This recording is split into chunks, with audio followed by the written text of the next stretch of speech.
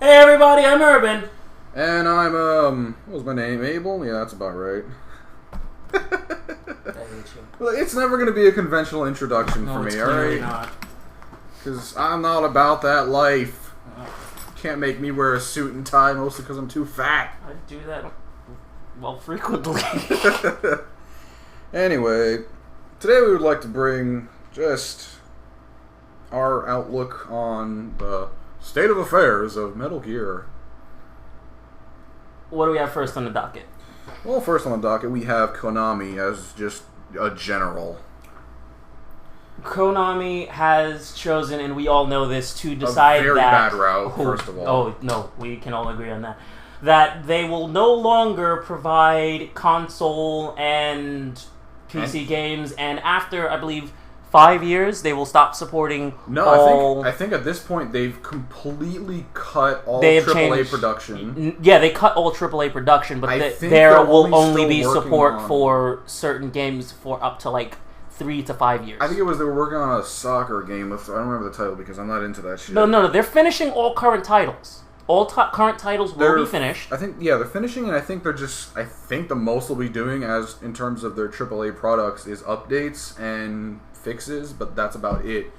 I remember a little while ago there was word about them looking into the mobile market, but I don't think that's happening anymore. That has officially become their directive platform. Oh god. They're focused on the mobile market. They feel that is the place in which it is the growth market for them, and that is where they need to go. Well, I don't know. The mobile market can be a decent place to make a quick buck, but the problem is that they're not going to be able to make anything good. Worthwhile. Yeah. Nothing. I'm going to restate something that I hope we all can agree on.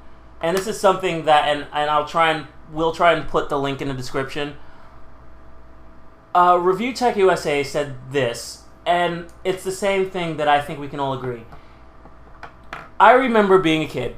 I remember getting my first, Konami game. I don't remember. Oh, no, I do. And I remember my first game was, the first Metal Gear, actually. It was the first Metal Gear. First Konami game. It was the first Metal Gear. I remember I couldn't have a PlayStation 1. I didn't. I already got a 64, parents are I didn't get to play that. it on my own. I had to... Yeah. Coincidentally, this building that I live in now... I used to come here from Jersey just to do stuff. Yeah, because my cousins used to live here and they had it, and I'd always come over here. They never had a memory card, so I'd always have to play from the beginning. That's the thing. I had a memory card. I had games. I didn't have the console, but my uncle had the console, and he would come over every Saturday just so I could play games with him. So I would play Metal Gear. I don't know how to say it. I was playing Metal Gear. I was having fun with my uncle. I was just enjoying all the stuff that's happening. Clearly, you're letting all the adult jokes slip past me. But, I'm just enjoying myself. I mean, I even remember Castlevania. I remember...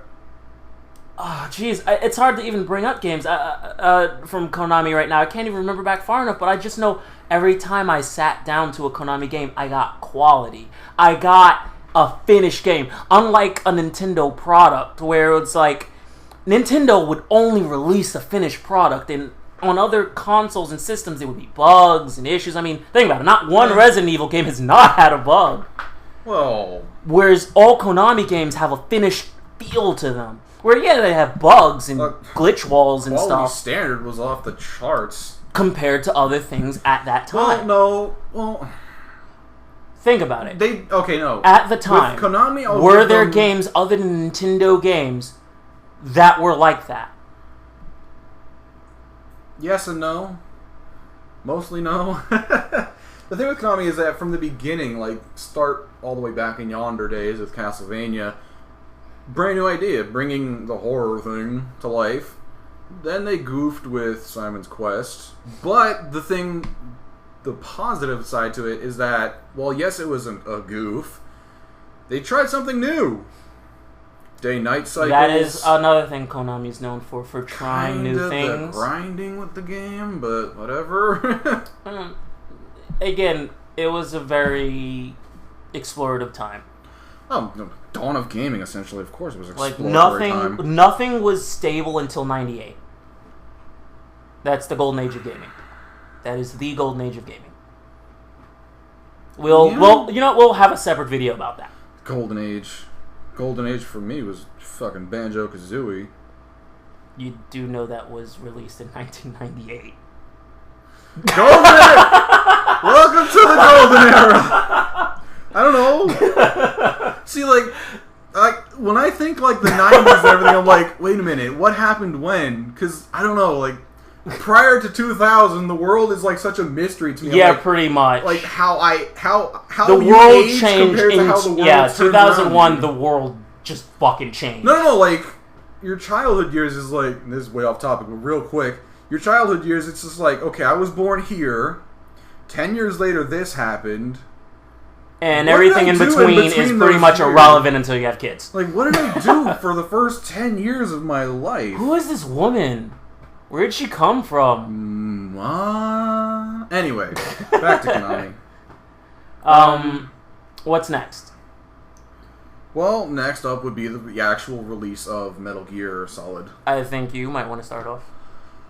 Okay, starting off, I just really want to touch real quick on the topic of the fact that the game was split to Ground Zeroes and then the Phantom Pain. Oh, that was for a very good reason, actually. Well, Kojima's reason was, as stated, was he wanted to give the fans something to do in the meantime and something to look forward to down the line. No, it was for story purposes. Well, that too. Well, that's the thing, though. The events from Ground Zeroes, really none of that mattered literally up until the last cutscene. Not that there was much to it, but honestly, nothing mattered up until the last cutscene. It's kind of the point where it could have just be put into the Phantom Pain. Yes. I mean, a 2-hour intro is enough. You just laying on that 2-hour intro. Look, even for Metal Gear, that was fucking grueling. As compared to their 10-hour long friggin' cutscene ratio. 16. Holy crap. No, okay. Anyway. Yeah, I checked just for this. Anyway. I don't know, the fact that it was split up into two separate games kind of rubbed me the wrong way, but what I did like is that they finally found a way to make it work on every console as opposed to the PlayStation with its God-given pressure sensitivity, and that was with taking Peace Walker's controls, which are a little too simple. True. But, whatever, we can bypass that, because that's not really the problem. The problem is the actual game itself. Phantom Pain. Yes, I will say it is... Oh, it's great. No, it's great. No, I know. It's great. But that's it's perfect. It's exactly what we wanted. It's just not Metal Gear. It's not finished. It's polished, alright. Oh, no, it's... No, alright. Here's what you're saying. Here's what I'm saying. You're saying the game has a feel that isn't Metal Gear. I'm saying it's a great game. The feel is... Well, damn, it's kind of... It's in the middle of it. It's metal. It's not Gear. It's solid state gear. It ain't metal. It's no metal. It's indie gear. Mm-hmm. Nothing. Anyway. No, the problem with it is that, like I was trying to explain earlier before we started, that with prior Metal Gear installments, at least on the major platforms, it was focused on plot. The main focus was plot. There was also the progression of it, with like from here I am, to the rising events of it, to the amazing climax of it, to the series of endings that we know from Platinum Games. Oh God. What? But with Phantom Pain, there was a story, but it didn't feel genuine. It felt kind of forced. The way it felt was they made the game and they try to find a way to force a story in at some point, to the point where the gameplay got unnecessarily repetitive at times, and it failed to have any genuine nature across it. Here's what I feel from what I know so far. The thing is, I can't feel what everyone else is feeling. I purchased the game. I have not played at all. I just know what goes on based on podcasts and Let's Plays. That's the thing. It's like I'm between a computer transition to where I can't play certain things, but I can, view and still see and know that they're around. I know this much about the game. I did watch enough to not spoil it for myself, but I've learned enough to know what's going on in the game. Here's what I know from following it, from watching tweets, from listening to the whole problem with Kojima. No, like I said, there is a story, but it feels like it's taking a back seat to trying to conform to the way the game is made. Here's something we have to understand. This is Kojima. This is actually his last game with Konami. Not his last game, just with Konami. Well, we don't know. As of the moment, there's talk. We'll see. God willing. Yes, God willing. Here's the thing. Kojima said this from the get-go. He said, this Metal Gear will be different from all Metal Gears. He said this is not going to be your standard Metal Gear. And one thing I've noticed immediately from playing this Metal Gear is it was designed exactly how he said it before even, was it 4? What about it? Before 4 came out.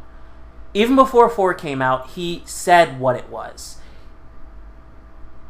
That the game is to tell a story, meaning everything you do in game is the story.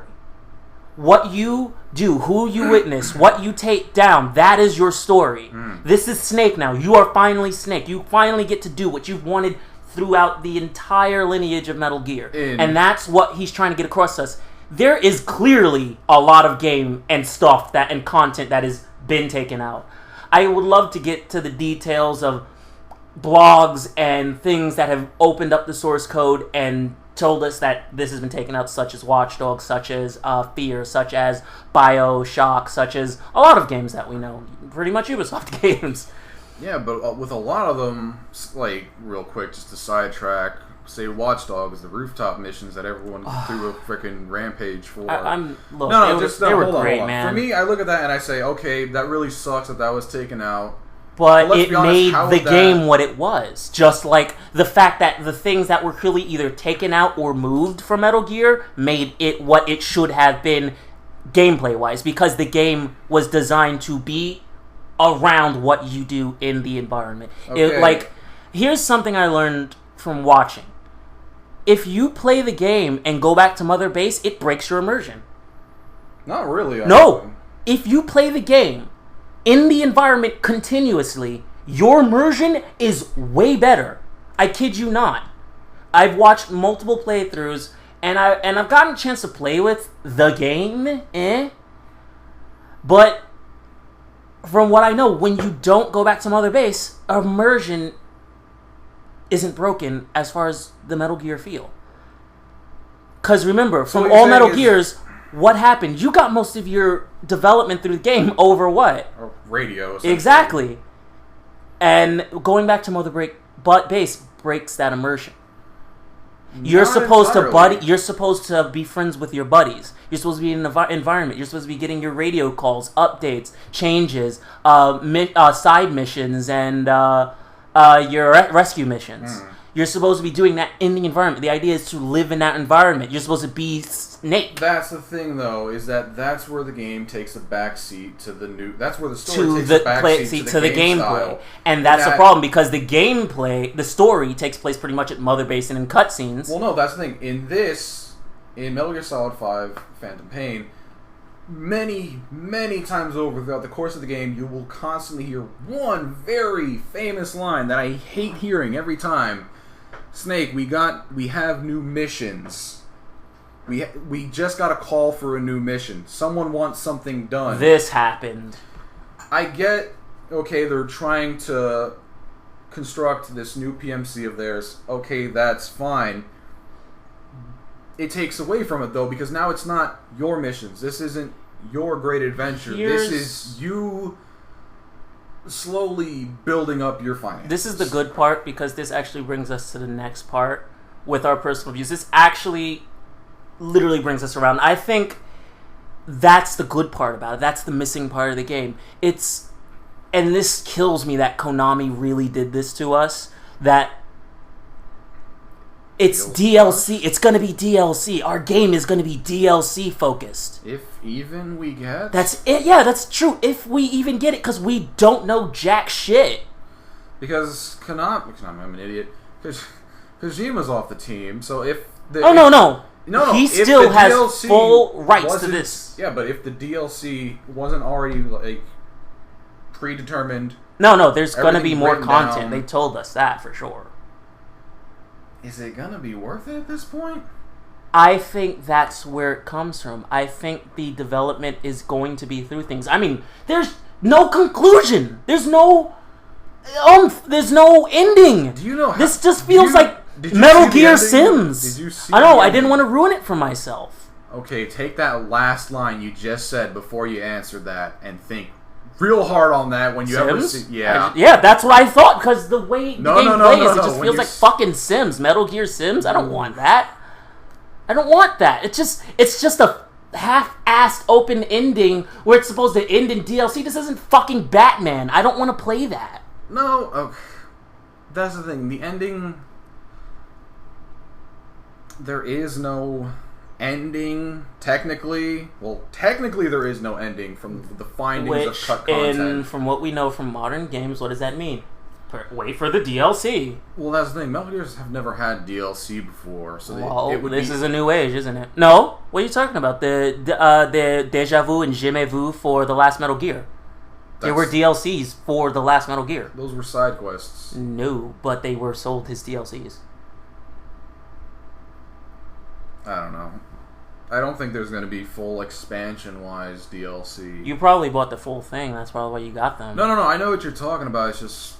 I don't consider those like full... Those aren't expansions. Those are practically like booster packs. They're essentially booster packs. Pretty much. But that's exactly what a DLC is. It's a booster pack to the game. It's pretty much the rumble shock to the fucking game that we love. But it's not given to us. What I feel is missing from this game particularly is... time.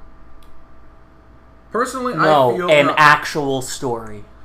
There is no story. Shit is happening, there is no story. And based on what I know about Metal Gear, it pretty much ends with Rising for some reason.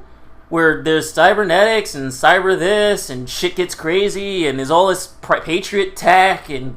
I don't know, and Snake is dead, and all I know is that's pretty much where it ends. When it becomes Deus Ex. Deus Ex. It's gay ass sex. No, but that's pretty much what I know about Metal Gear as far as story, and I don't know what to say about 5. I don't know how I feel. It is great. It plays great. It feels great. It's just not Metal Gear to me. It plays great. It feels genuine for the most part at times. A little too genuine. That's the worst part. Nothing. But it's misguided. It just feels like I should be in the environment and somehow run into I should run into a weird part of the game where my iDroid phases out, communications drop, and then Raiden talks to me out of the stand. That's what I fucking get from Metal Gear. Wouldn't you expect that from Metal Gear? No. Yes, that's exactly Metal Gear. Just stupid shit to continue the plot that he explained at the very fucking end. There is enough stupid crap that happens in the game and over the course of it, but that's a little over even for Metal Gear. That's a little over the top. No, but and that's this is coming from how Metal Gear works. This is coming from self-aware learning AI in the freaking 70s. Oh yeah, you're right. I forgot about that shit. Oh god, it's a beautiful world Kojima has made. I don't know, the game. Like I said, I think if Kojima was given more time. He has more time, and he still has rights, and he still has the ability to be him. Yeah, but I don't think okay. Even if he has the rights, all right, there's gonna be a big you know what this did? You know what Metal Gear? This game is is our unfinished PT. This is the idea is this is the best it's gonna get.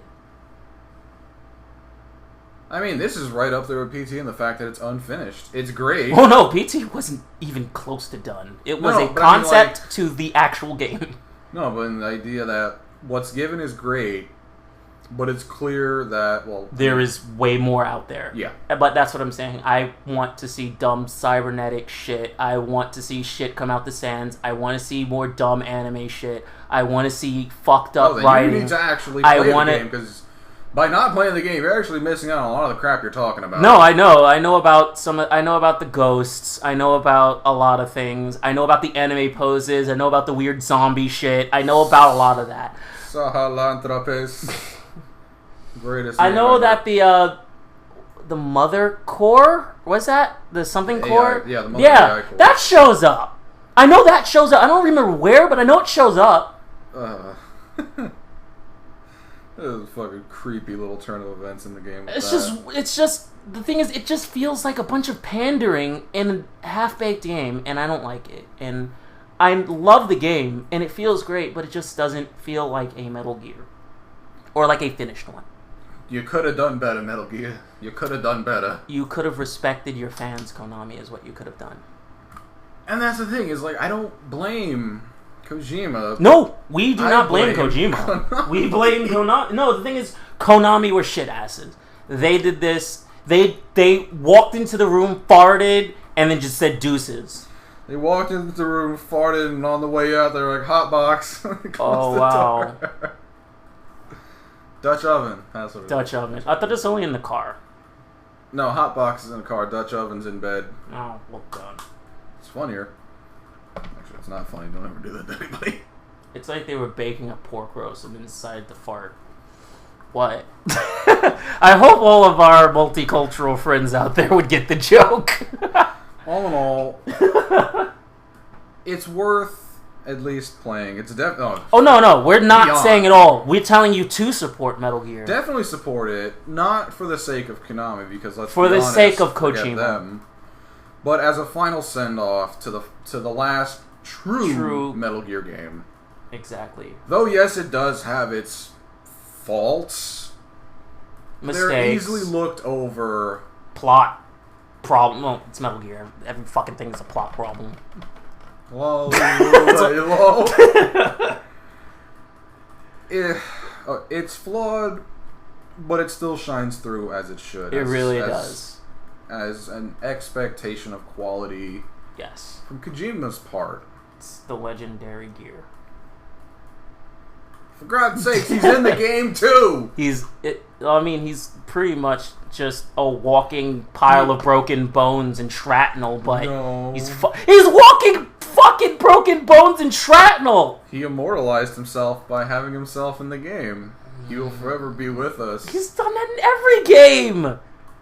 Not everyone. No, he's done that in every game. It wasn't in the original Metal Gear. That was in the remake. He had pictures of himself. Not in the original. There was the ghost things, but that's hardly counts. I guess. The remake of the original, he was directly in the game as a painting, which was Trips. Well, the point of the game is there are flaws, it's good, and we're saying support it and just hope for the best. But we just wanted you to hear our opinion and fears about the Metal Gear series. Well, the only fears is that Konami tries to make their own without him. And the thing is, as we've stated before, when business and art try to do business, it never works out. Because the idea is profit, profit, profit. When the idea to the guys making it is like, we want to make something worth even buying. So we don't put a businessman in an artist's place. No. God, I'm not even an artist and I know that. I don't know. All in all, well, it's great. Kind of saddens me in the state it is, but it's still room for growth. Hardcore nerd, I can look past it all in respect for Kojima. This is, pretty much in respect for Kojima. I think that's really what just like... pretty much we all knew what we were buying. Yeah. We knew what we were walking into. We knew what it was for and about. And I think if any, like, for those that have, like, it's been about a fucking month almost now. Mm. For those that did buy it, keep supporting anything. No, for the ones that did buy it, and you know who you are, you bought it because you bought it for Kojima. You bought it because you knew what's next. What isn't next really for him? Which may unfortunately be next, and which could unfortunately could have been next, or what still could be. We never know. But I'm Urban, and I'm Abel, and we'll see you later. Deuces.